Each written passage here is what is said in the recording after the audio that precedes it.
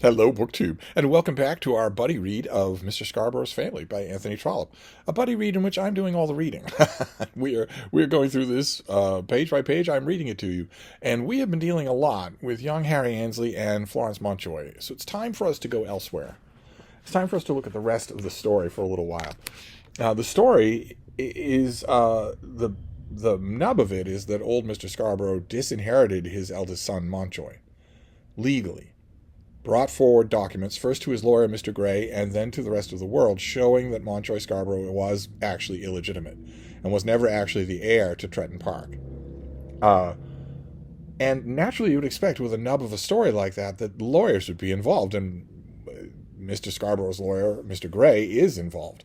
He is a character in the book, a fairly major character, and in addition to him, we've met his daughter, Dolly, who is his confidant, his professional confidant. She wants really nothing more out of life than to be his confidant. And that's where our new chapter, chapter 33, begins. It's called Mr. Barry. Goodbye, sir. You ought not to be angry with me. I am sure it will be better for both of us that we remain as we are. This was said by Miss Dorothy Gray as a gentleman departed from her and made his way out the front door of Fulham Manor House. Miss Gray had received an offer of marriage and had declined it. The offer had been made by a worthy man, he being no other than her father's partner, Mr. Barry, who we've met occasionally. He's been referred to occasionally. He hasn't been happy that Mr. Gray has devolved all of his attention to Mr. Scarborough's affairs, because all the rest of their law firm work has to devolve to him. And also, we've been told that when Dolly Gray goes to her father's bedroom at night to argue over the merits of a case, she refers to they devil's advocate. They work with the creation of a devil's advocate figure, and the devil is always Mr. Barry, even though she admits he's not a devil. He's just convenient. It may be remembered that, on discussing the affairs of the firm with her father, Dolly Gray had been accustomed to call this partner the devil. It was not that she had thought this partner to be especially devilish, nor was he so. It had ever been Miss Gray's objective to have the affairs of the firm managed with an integrity which among lawyers might be called quixotic. Her father she had dubbed reason and herself conscience, but in calling Mr. Barry the devil, she had not intended to signify any defalcation of honor from honor more than ordinary in lawyers' offices. She's not saying that he walks on water, but he's not actually devilish. She did, in fact, like Mr. Barry. He was occasionally come out and dine with her father. He was courteous and respectful and performed his duties with diligence. He spent nobody's money but his own, and not all of that. Nor did he look upon the world as a place to which men were sent that they might play. He was nearly 40 years old, and was clean, a little bald, and healthy in all ways. There was nothing of the devil about him, except that his conscience was not particularly attentive to abstract honesty and abstract virtue. There must, according to him, be always a little give and take in the world, but in the pursuit of his profession he gave a great deal more than he took. He thought himself to be an honest practitioner, yet in all domestic professional conferences with her father, Mr. Barry had always been Miss Gray's devil. The possibility of such a request, as had now been made, had been already discussed between Dolly and her father. Dolly had said that the idea was absurd. Mr. Gray had not seen the absurdity. There had been nothing more common, he said, than that a young partner should marry an old partner's daughter. Shades of Rumpole. It's not put into the partnership deed, Dolly had rejoined, but Dolly had never believed that the time would come, nor had it come. Mr. Barry had as yet possessed no more than a fourth of the business. He had come in without any capital, and had been contented with a fourth. He now suggested to Dolly that on their marriage the business should be equally divided, and he had named the house in which they would live. There was a pleasant genteel residence on the other side of the water, at Putney. Miss Gray had suggested that the business might be divided in a manner that would be less burdensome to Mr. Barry. As for the house, she could not leave her father. Upon the whole, she had thought that it would be better for both of them that they should remain as they were. By that, Miss Gray had not intended to signify that Mr. Barry was to remain single, but that he was to have to do so in reference to Miss Gray. When he was gone, Dolly Gray spent the remainder of the afternoon in contemplating what would have been her condition had she agreed to join her lot with that of Mr. Barry, and she came to the conclusion that it would have been simply unendurable. There was nothing of romance in her nature, but as she looked at matrimony with all its blisses, and Mr. Barry among them, she told herself that death would be preferable. I know myself, she said. I should come to hate him with a miserable hatred, and then I should hate myself for having done him so great an evil. And as she continued thinking, she assured herself that there was but one man with whom she could live, and that was her father. And then the other questions presented themselves to her, which were not easily answered. What would become of her when he should go? Die, in other words. What would become...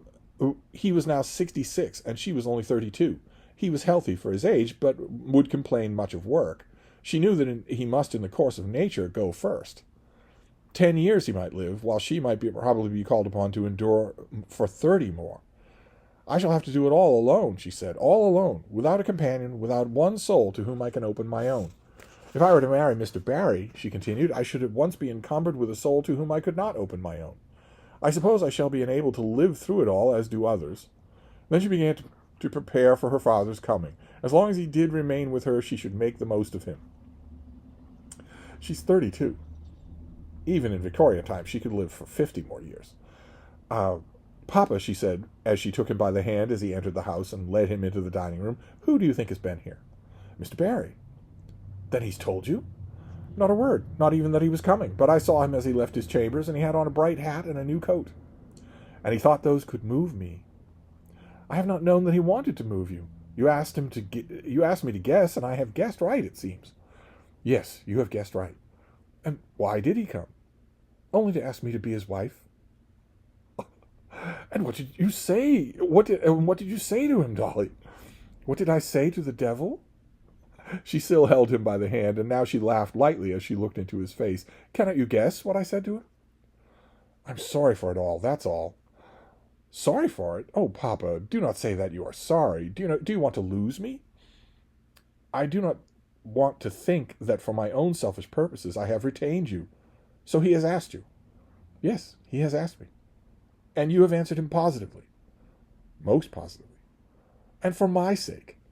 Well, no, Papa, I have not said that. I was joking when I asked whether you wished to lose me. Of course you do not want to lose me.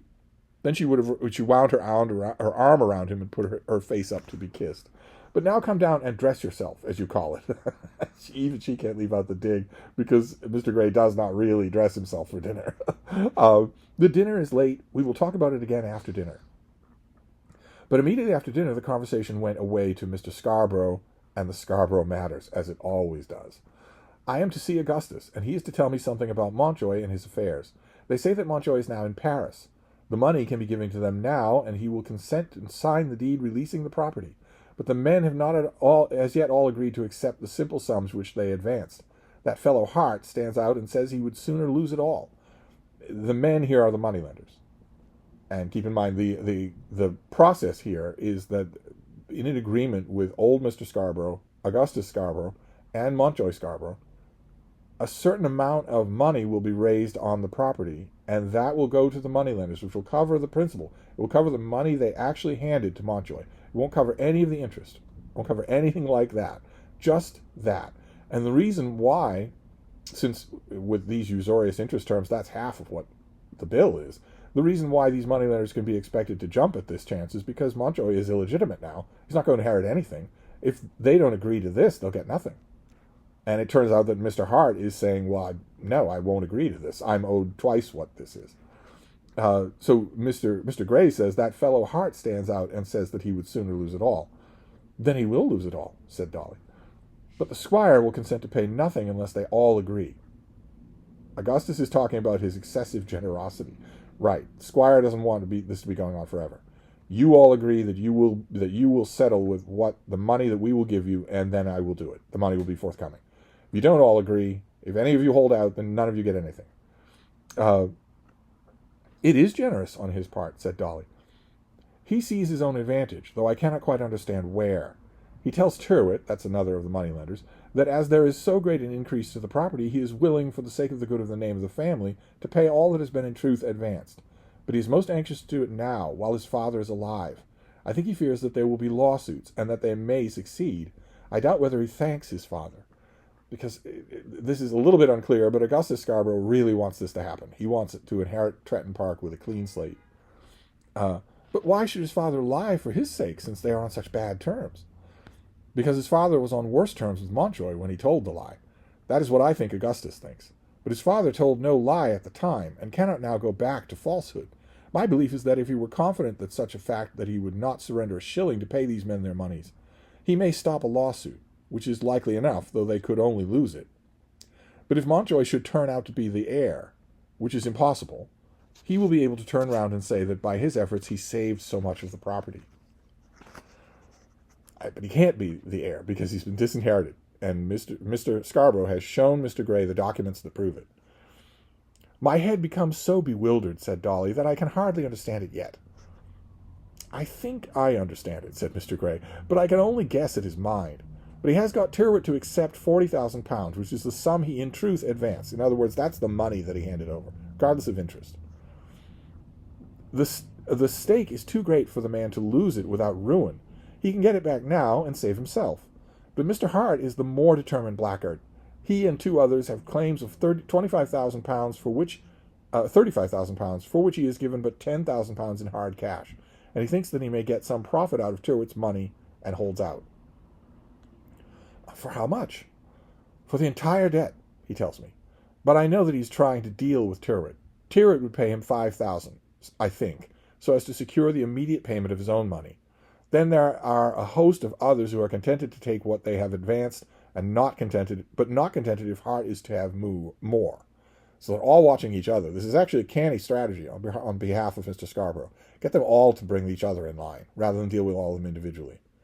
There are other men in the background who advance money. All the rascaldom of London is let loose upon me, but Hart is the one man who holds his head the highest. But if they would accept no terms, they will get nothing, said Dolly. If once they attempt to go to law, all will be lost, because the law is against them. Mr. Scarborough might be a scamp, he might be doing something unprecedented, but the law can't touch him. There are wheels within wheels, said Mr. Grey. When the old man dies, Mountjoy himself will probably put in a claim to the entire estate, and get some lawyer to take up the case for him. You would not do it? Certainly not, because I know that Augustus is the eldest legitimate son. As far as I can make out, Augustus is at present allowing Mountjoy the money on which he lives. His father does not. But the old man must know that Augustus does, though he pretends to be ignorant. But why is Hart to get money out of Tyrrwhit? To secure the payment of the remainder. Mr. Tyrrwhit would be very glad to get his £40,000 back, would pay £5,000 to get the 40 back. But nothing will be paid unless they all agree to join in freeing the property.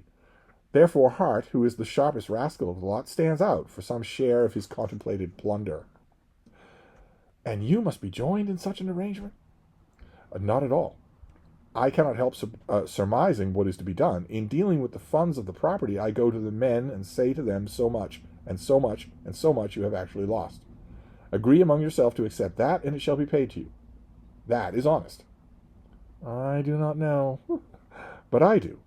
Every shilling that the son of my client has had from them, my client is ready to pay. There is some hitch among them, and I make my surmises, but I have no dealings with them. It is for them to come to me now. Dolly only shook her head. You cannot touch pitch and not be defiled. That was what Dolly said, but she said it to herself. And then she went on and declared to herself still further that Mr. Barry was pitch. He is not. Perfectly happy suitor. She knew that Mr. Barry had seen Hart and had seen Tyrrwhit and had been bargaining with them. She excused her father because he was her father, but according to her thinking, there should have been no dealings with such men as these, except at the end of a pair of tongs. Literally would touch them with a 10-foot pole. And now, Dolly, said her father, after a long pause, tell me about Mr. Barry. There is nothing more to be told. Not of what you've said of him, but of the reasons which have made you so determined. Would it not be better for you to be married? If I could choose my husband. Whom would you choose? You. That is nonsense. I am your father. You know what I mean.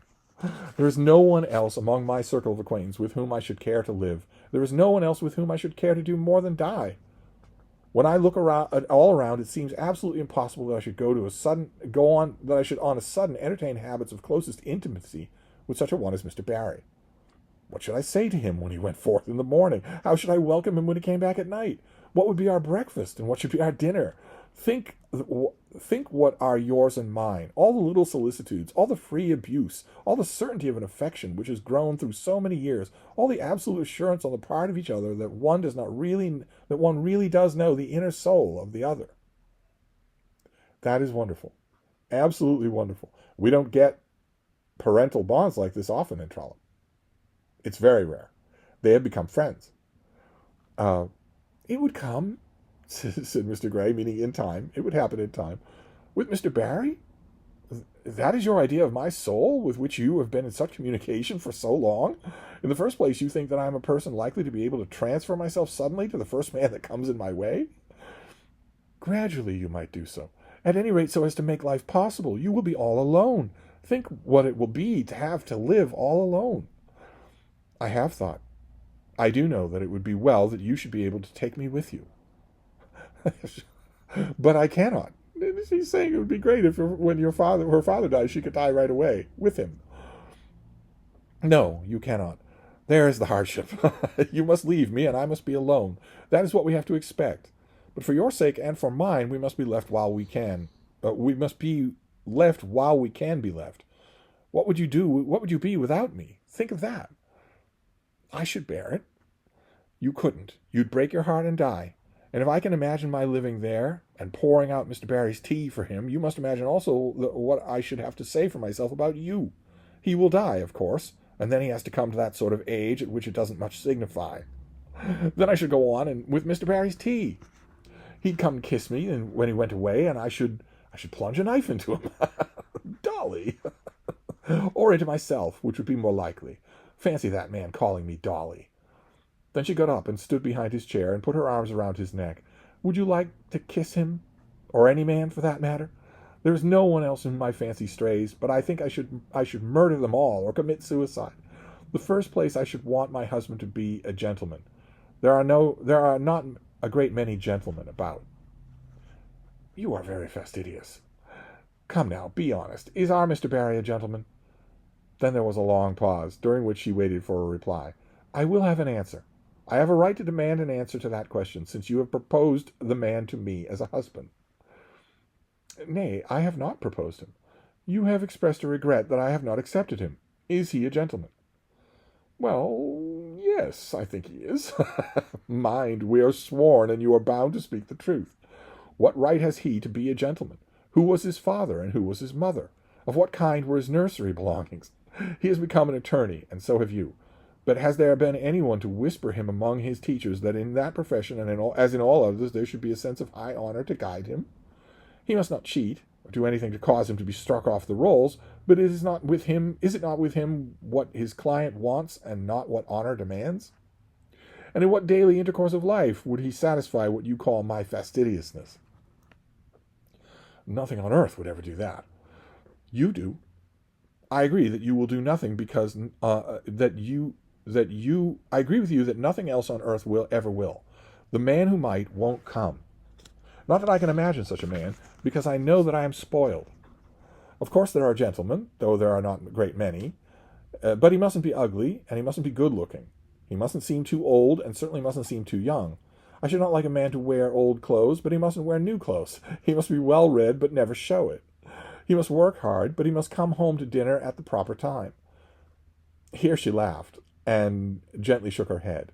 He must never talk about his business at night, though dear, dear, darling old father, he shall do that if he will talk like you. And then, which is the hardest thing of all, I must have known him intimately for at any rate 10 years. As for Mr. Barry, I should never know him intimately, though I were married to him for 10 years.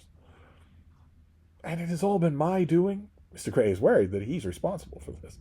Just so. You have made the bed, and you must lie on it. It hasn't been a bad bed. Not for me. Heaven knows it has not been bad for me. Nor for me, as things go. Only that there will come an arousing before we shall be ready to get up together. Your time shall probably be first. I can better afford to lose you than you lose me. God send that it shall be so. It is nature, she said.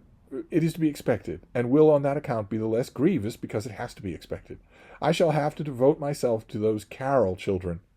I sometimes think that the work of the world should not be made pleasant to us. What profit will it be to me to have done my duty by you? I think there shall be some profit if I am good to my cousins." "At any rate, you won't have Mr. Barry?" said her father. "Not if I know it," said her daughter, "and you, I think, are a wicked old man to suggest it." Then she bade him good night and went to bed, for they had been talking now till near 12.